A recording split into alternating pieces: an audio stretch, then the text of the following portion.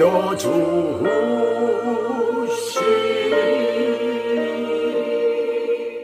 어려운 시험 당해도 주 너를 지키리 구주의 봄에 가라 주 너를 지키리 주 너를 지키리 아무 때나 어디서나 주 너를 지키리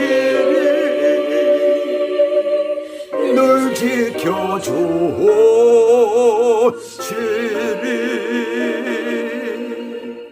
아멘.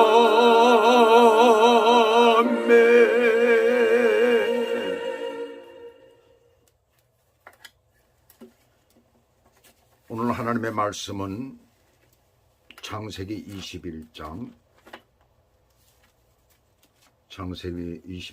다 펼쳐보시길 바랍니다. 8절에서부터 14절 상반절까지 제가 봉독해 올려드리겠습니다.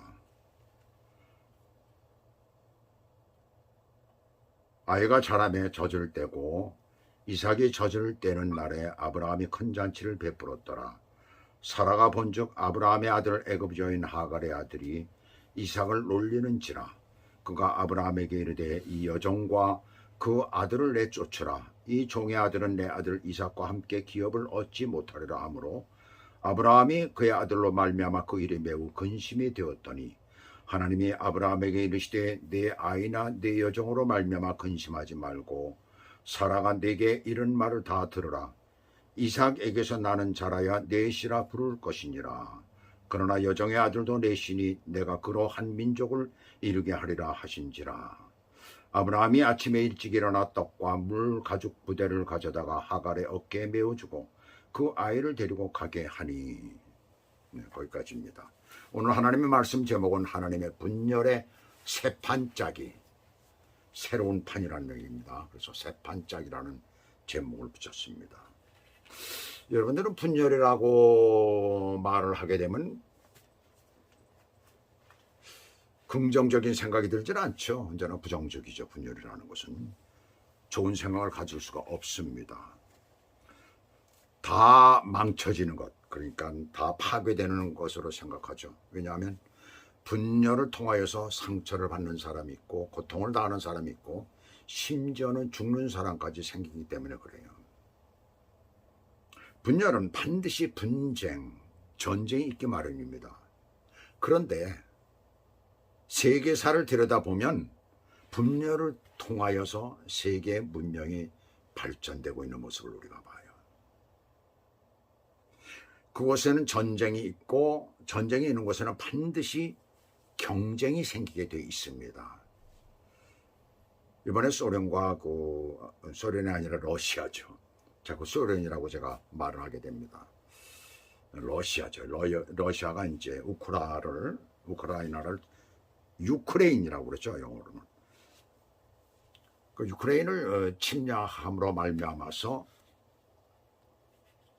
어떤 일들이 지금 벌어지고 있습니다. 군비 경쟁이 일어나고 있어요. 지금 군비 경쟁. 대한민국이 이 군비를 수출하는 게 세계 2위입니다. 지금 현재. 언제나 중국이 2위고 1위는 미국이었죠. 그리고 또 3위는 소련, 아니면 이제 소련이 2위고 이렇게 된 때가 있었고. 그런데 소련이 완전히 그 바닥이 드러나고 만 거예요.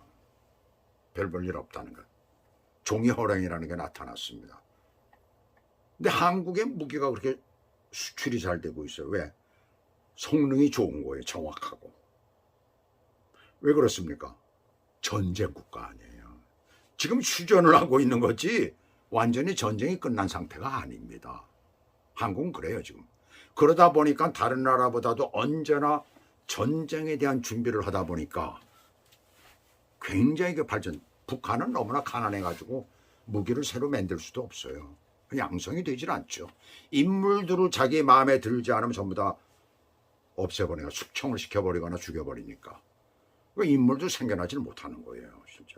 거긴 아주 철저하게 계급이 되어 있습니다. 우리가 볼 때는 뭐 공산주의하면 다 똑같은 천만의 말이에요. 오히려 놀라운 계급 사회가 그 공산주의 사회는 존재하게 마련이에요. 왜요?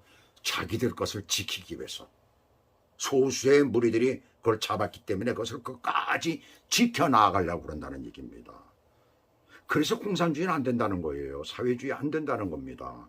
사회주의가 공산주의로 연결되기 때문에 사회주의가 거기 들어가지 사회주의가 나쁘지 않아요. 자, 그렇든 하여튼 분열을 통해서 떨어져 나갈 것들은 떨어져 나가고 그리고 분리되는 거죠. 더 나은 것들이 걸러지게 되는 거예요. 우리가 보는 성경 속에도 택함을 받은 자와 그렇지 못한 자로 분열이 되는 것을 우리가 계속 보게 됩니다. 예를 들어서 창세기 11장에 바벨탑 얘기가 나오고 있죠.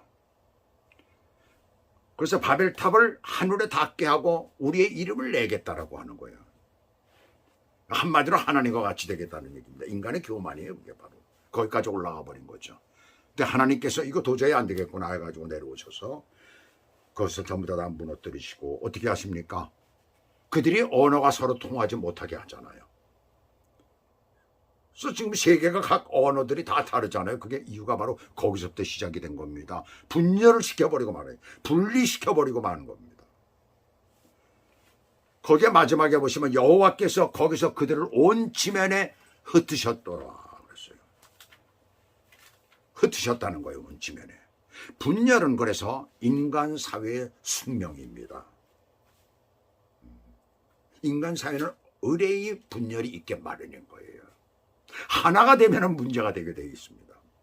오늘 본문의 아브라함의 가게도 그런 일이 지금 벌어지고 있어요. 왜 하나님께서 아브라함의 가문의 분열을 통해서 새 판을 짜고 계실까요? 그것은 언약의 후계자를 보호하시기 위함입니다. 1절 보시면 일의 발단이 어떻게 시작되었는가를 알 수가 있죠. 아이가 자라매 누구? 이삭이 자라매 젖을 떼고 이삭이 젖을 떼는 날에 아브라함이 큰 잔치를 베풀었더라. 큰 잔치라고 한 것으로 봐서 사람들을 초청하는 것에서부터 음식까지 아주 호화찬란하게 했던 것 같아요. 보니까 대단히 컸다는 것을 알 수가 있죠. 아브라함이 노년에 얻은 아들로 인해서 그가 얼마나 큰 기쁨을 가지고 있었으면은 그러면 그 아들 이삭을 인하여서 그렇게 큰 잔치를 배설했어요. 또한 그 주변에 많은 부족들에게 자신의 건재함을 보여주기 위한 것입니다. 그 당시는 조금이라도 약해 보이면 어떤 일이 벌어질까요? 다른 부족들이 침략을 하게 돼요. 침략을 받을 수가 있다는 얘기예요. 그러니까 과시를 한다는 얘기입니다. 그것은 자신을 보호할 뿐만 아니라 자신의 아이를 보호하는 거예요. 여기서 젖을 째고 라는 말은 와이까말이라는 말인데 젖을 떼는 것과 함께 유년기를 끝낸다는 말입니다. 유대인의 젖을 떼는 연령은 그 이후에 이제 그 정해진 것이죠. 자기네 관습에 의해서. 그러나 보통 3세에서 4세 그 사이에 관례적으로 그들이 젖을 떼는 그런 게 있었어요. 그런데 젖을 뗄 때는 이것을 아주 큰 잔치를 베풀었다라는 것을 우리는 성경을 통해서 벌써 아브라함 때부터 그게 있었다는 것을 알 수가 있습니다. 자, 이렇게 잔치를 베푸는 어느 날 사라가 보니까 아브라함의 아들 애굽 여인 하갈의 아들 재밌죠. 여기 보면은 아니 그 뭐 이름을 갖다 이스마엘이라고 얘기를 했으면 좋은데 이스마엘이라는 얘기를 하지 않고 아브라함의 아들 애굽 여인의 하갈의 아들 뭐 꼭 이렇게까지 얘기를 하는지 모르겠어요. 그가 이제 자신의 아들 이삭을 희롱하는 장면을 목격한 거예요. 희롱당하는 건 말이죠. 여긴 놀리고 있었다고 그러잖아요. 희롱 장면을 보면 화가 날까요? 안 날까요? 화가 나죠. 자기가 낳은 자식을 갖다가 첩의 자식이 와가지고서는 장난을 치고 있으니 애를 갖고. 우리 14살에, 무려 14살의 차이가 있잖아요, 지금. 그러면 이스마엘이 몇 살이었겠어요? 17세나 18세가 되었었다는 얘기입니다. 아이를 데리고 놀린 거죠, 한마디로. 이 장면을 성경은 묘사하면서 의도적으로 이스마엘의 이름을 적지를 않고 있어요. 왜 그랬을까요? 감추고 있습니까? 하나님의 뜻이 있는 것입니다. 약속의 자손은 드러나야 하고 육신을 따라 난 자손은 장차 감추어져야 한다라는 것을 여기서 우리들에게 말씀하고 있는 것입니다. 하나님께서는 자신이 택한 백성이 그 이름이 드러나기를 원하신다는 거예요. 그러면 하갈의 아들 이스마엘은 이제 성년의 나이인데 성년식을 대개 몇 살쯤에 할까요? 보통 요즘에도 16세 정도의 성년식을 하죠. 그러니까 성년식이 끝난 아이라는 것을 알 수가 있죠. 그런데 그가 왜 이삭에게 그랬을까요? 이삭이 태어나지 않았으면 당연히 후계자는 자기의 자리인데 자기의 몫이잖아요. 그런데 그 자리를 뺏기게 된 거예요. 그렇다면 충분히 이삭에 대한 감정이 있는 거잖아요. 그렇다면 그렇다고 해가지고 그 아이를 데리고 잘 놀았으면 오히려 이쁨을 받았을 텐데 그 아이를 놀린 거예요. 희롱을 한 거예요.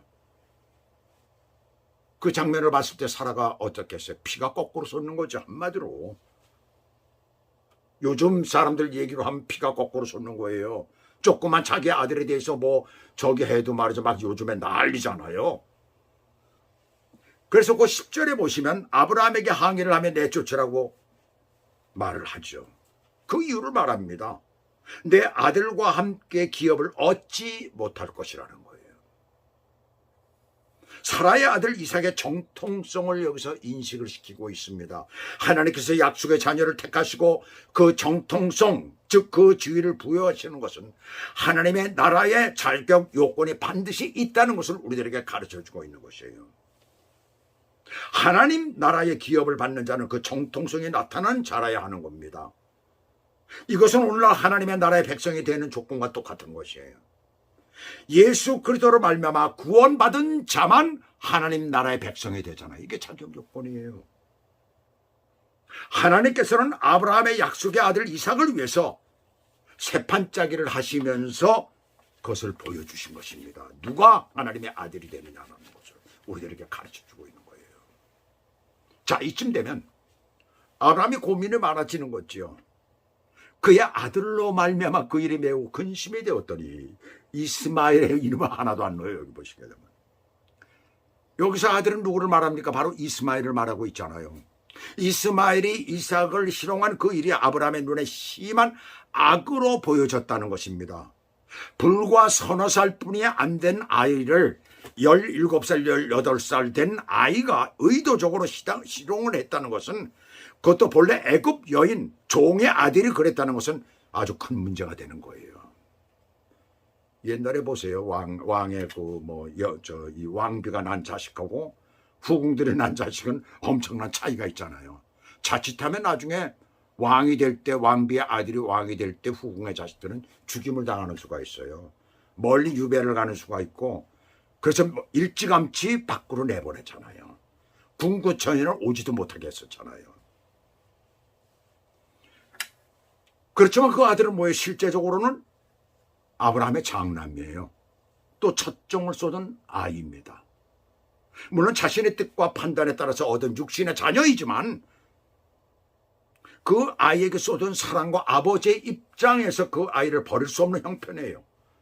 그러나 사라의 강력한 요구를 또 듣지 않을 수가 없는 그런 형편입니다. 왜요? 정당한 요구이니까. 그러니까 아브라함이 근심 안 할 수가 없는 거예요. 근심 속에 쌓여 있는 거예요. 지금. 이렇게 근심하고 있을 때에 12절 보시면 하나님께서 드디어 말씀하십니다. 내 아이나 여종으로 말미암아 근심하지 말라는 거예요. 사라가 요구하는 것을 다 들어주라는 겁니다. 사라가 요구하는 것은 정당하다는 것이요. 그것은 하나님이 택하신 자를 세우시고 나타내기 위해서예요. 이것이 바로 두 번째 이유가 되는 거 아니에요? 근데 하나님께서는 자신이 계획하신 것들을 이루기 위해서 방해가 되는 것들을 제거해 버리십니다. 제거하는 방법은 완전히 없애기도 하지만 다른 곳으로 옮기기도 하신다는 얘기예요. 왜 그렇게 하실까요? 여기 보시면 이삭에게서 나는 자라야 내 씨라 부를 것임이니라. 원어를 직역하면, 왜냐하면 너에게 속한 씨는 이삭 안에 있다는 말이에요. 이삭의 가계 안에 하나님이 계획하신 언약의 자손이 있다는 것입니다. 그래서 분리시키는 것이에요. 분리시키는 것. 그러면 쫓겨나는 그 하갈과 그 아들 이스라엘은 어떻게 해야 합니까? 하나님께서 너무 무자비하신 것 아니에요? 그러나 하나님께서는 이미 새 판을 하고 계신다는 거예요. 지금 보면 어떻게 준비하고 계십니까? 분리시키는 것입니다. 이것이 바로 세 번째 이유가 되는 것입니다. 새 판짝의 세 번째 이유가 분리시키는 거예요. 완전히 13절에서 여종의 아들도 내 씨니 내가 그로 한 민족을 이루게 하리라. 여기서 씨라는 말은 직역하면 너에게 속한 씨라는 말이에요. 집합적으로 얘기를 하면은 자손이라는 그런 의미예요. 이것은 육체적인 핏줄로서 의미를 강조하고 있습니다. 그러나 이상은 뭡니까? 약속의 자손을 이어갈 씨가 강조된 거예요. 약속의 자손이라는 얘기입니다. 이상은. 이스마엘은 뭐예요? 육체의 자손이라는 것을 말하고 있는 거예요. 여기서 자칫 우리가 잘못 해석하게 되면 둘 다 같은 뜻으로 이렇게 해석을 할 수가 있어요. 근데 분명히 서로 다른 의미를 가지고 있어요. 분리가 되어 있는 것입니다. 오늘날 믿는 자와 믿지 않는 자가 구별되는 것과 같다라고 할 수가 있지요. 또한 교회 안에도 분리가 존재하고 있음을 말하고 있습니다. 아브라함의 자식들 안에요. 근데 분리가 되어진다는 얘기예요. 그렇다면 오늘 교회 안에도 정말 예수 그리스도를 믿는 자와 믿지 않는 자가 있다는 것을 여기서 말씀하고 있는 거예요. 정말 교회 다니면서 믿지 않는 자는 이 부분을 깊이 묵상하면서 주님 앞에 회개하고 돌아서야 됩니다. 정말 예수님을 믿어야 되는 것입니다. 물론 바깥에 믿지 않는 자들은 그건 말할 것도 없지요. 그래서 하나님께서는 아브라함의 깊은 고민을 보시고 이스마엘에게도 한 민족을 형성해 가도록 하신 것이에요. 자, 이것은 어떤 의미를 가지고 있을까요? 이것은 모든 믿지 않는 자들에게도 그들의 모든 역사를 주관하신다는 것을 전적으로 보여주고 있는 것입니다. 그들이 나는 예수를 안 믿으니까 나는 뭐 하나님과는 관계가 없어 천만의 말이라는 얘기입니다. 그들의 모든 삶도 하나님께서 주관하고 계실 뿐만 아니라 그들의 결국은 뭐 예수를 믿지 않으면 결국은 어디로 가는 겁니까? 하나님 나라와는 전혀 관계가 없는 그런 사람들이 되어지는 것이죠. 아브라함의 자손을 통하여 믿음의 자손과 육신의 자손으로 새로운 판을 짜신 거예요. 결국 이스마엘에 대한 이 약속은 창세기 25장에 소개되는 그에게서 시작된 12방백으로 그 약속이 이루어지는 것을 우리가 보게 됩니다. 즉 그 방백을 통하여 오늘날 아람 족속들이 이스라엘 주변에 쭉 그 나라들이 있잖아요. 그들이 어떻게 해요? 지금 대적을 하고 있잖아요. 이슬람교라고 해가지고 그것이 마호멧이 그것을 그는 마호멧 교회예요. 이슬람교는 무슬림은 이슬람을 믿는 사람들을 이슬람교를 믿는 사람들을 갖다 무슬림이라고 부르죠. 이슬람교. 바로 그 자손이 바로 이스마엘의 자손입니다. 자손들입니다. 그러나 이스마엘의 교는 아니에요. 마호멧이 자기가 만든 겁니다. 만들어 가지고선 이슬람교라고 해가지고 그렇게 해가지고 지금 뭐 마호멧교 뭐 이렇게 나오고 그건 마호멧교예요. 사실 기독교와는 전혀 상관이 없습니다. 14절 전반부에서 아브라함은 아침에 일찍이 일어나 하갈과 그의 아들 이스마엘을 떡과 물 한 가죽 부대를 어깨에 메어 주어서 내보냅니다. 드디어 분리시키죠. 그런데 한번 보세요. 여기 너무 단촐하죠. 세상에 어떻게 이렇게 내보낼 수가 있어요. 가다가 굶어 죽으라는 얘기예요? 목 타서 죽으라는 얘기입니까? 적어도 수십 마리의 양떼와 종들을 딸려서 보내야 할 것인데 너무 야박해요. 보니까 너무 야박해 보입니다. 그러나 그는 그동안 고민했던 것을 깨끗이 정리하고 하나님 말씀에 그 즉시로 순종하여 행하고 있습니다. 왜 그렇게 딸려서 보내질 않았을까요? 딸려서 보낸다는 것은 인간의 모든 것을 의지하는 게 되는 거예요. 하나님이 하시겠다고 했잖아요. 내가 그걸 한 민족을 이루게 하리라. 빨리 내보내라는 거 아니에요. 그건 그 말씀에 그대로 순종한 거예요. 그대로 순종하고 여지껏 고민을 했죠. 이거 어떻게 하면 좋아? 어떻게 인간적인 고민이 나올 수밖에 없잖아요. 자기 아들인데 그래도 종의 아들을 망정 자기 아들의 그 아들을 어떻게 내보냅니까? 여러분 같으면 내보내겠습니까? 누구도 못할 거예요. 근데 하나님의 말씀이 임하자마자 그는 그대로 순종하고 말아요. 재산을 좀 띄어서 보낼 수도 있고 종들도 좀 띄어서 보낼 수 있는데 그렇게 안 하고 있잖아요. 왜요? 하나님을 믿으니까. 하나님이 하실 것이다라는 걸 믿으니까, 이게 바로 우리가 하나님 앞에 나아가야 될 믿음의 본보기에 바로 이런 부분들이 얼마나 놀라워요. 그걸 그대로 행하고 있습니다. 첩과 자식을 내보내는 아버지의 마음은 쓰리고 아팠지만 이스마엘에게 장차 행하실 하나님의 약속을 믿고 마치 큰 죄인을 추방하듯이 내보낸 것입니다. 그 후는 하나님이 그리시는 새로운 판으로 들어가는 거예요. 자, 여러분 한번 생각해 보세요. 이렇게 택함받지 못한 이스마엘도 아브라함의 육신의 자녀이기 때문에 하나님께서 이렇게 큰 것을 주시는데, 어찌 택함받은 사람의 길을 하나님께서 그냥 놔두시겠습니까? 여러분들이 믿음을 갖지 않고 하나님 앞에 매달리지 않기 때문에 모든 것이 이루어지지 않는 거예요. 그것은 우리들에게 여기서 보여주고 있습니다. 얼마나 기가 막힌지 몰라요. 정말 이 말씀을 보면서 과연 그렇구나. 하나님께서 이렇게 우리에게 모든 것을 주실 수가 있는데 우리는 너무나 하나님 앞에 온전치 못했구나. 믿음을 갖고 제대로 기도하지도 않고 나아가지도 못했구나 라는 것을 여기서 깨닫게 됩니다. 이삭도 이스마엘도 새 판에서 새롭게 자기의 길을 가는 거예요. 한 사람은 약속의 자손으로, 한 사람은 육신의 사람으로. 자, 우리 모두가 지금도 보세요. 어떤 사람은 영적인 삶을 살고 있잖아요. 하나님 안에서, 하나님 나라에서 그렇게 영적인 삶을 살고 있고, 어떤 사람은 여전히 육신의 삶을 삽니다. 예수 안 믿는 사람들 물론 다 그렇고, 교회 안에서도 아직도 예수 믿지 않는 사람들은 그렇다는 것입니다. 그렇게 서로 경쟁하듯이 살고 있어요. 그러나 생명의 길은 오직 하나, 생명의 길은 오직 하나, 영적인 삶의 길은 오직 하나, 약속의 자녀의 삶입니다. 예수 그리스도로 말미암는 삶입니다. 그 길을 늘 기도하며 그 길을 행하며 나아가시는 저와 여러분 되시길 주 예수 그리스도 이름으로 축복합니다. 기도하시겠습니다. 하나님 아버지, 오늘도 주께서 우리 안에 이 놀라운 하나님의 말씀을 우리에게 주시면서 너희가 과연 나를 믿느냐라고 하시는 그 말씀이 들립니다. 정말 우리가 하나님께서 우리에게 행하시고 우리에게 주시는 그 모든 것들을 우리가 누리며 살아야 되는데, 제대로 우리가 영적으로도 또 육신적으로도 그렇게 살지를 못하고 있는 것을 볼 때 우리는 날마다 하나님의 말씀에 불순종하고 제대로 믿지 못했다는 것을 이 시간에 고백합니다.